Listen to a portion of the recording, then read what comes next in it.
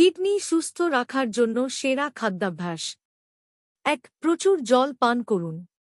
প্রতিদিন ৭-৮ glass at least ২ থেকে ৩ litre জল পান করুন। শরীর থেকে টক্সিন দূর করতে সহায়তা করে এবং কিডনিতে পাথর হওয়ার ঝুঁকি কমায়।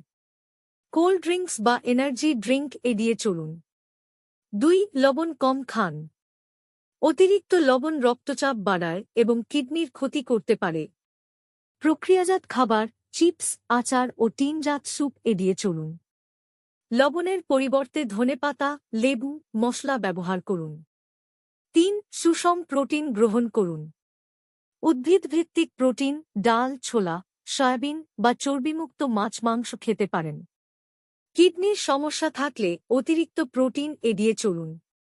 প্রোটিনের পরিমাণে ভারসাম্য বজায় রাখুন। এরকম আরও তথ্যবহুল ভিডিও দেখতে আমাদের চ্যানেলটি সাবস্ক্রাইব করুন, ফলো করুন এবং লাইক করুন।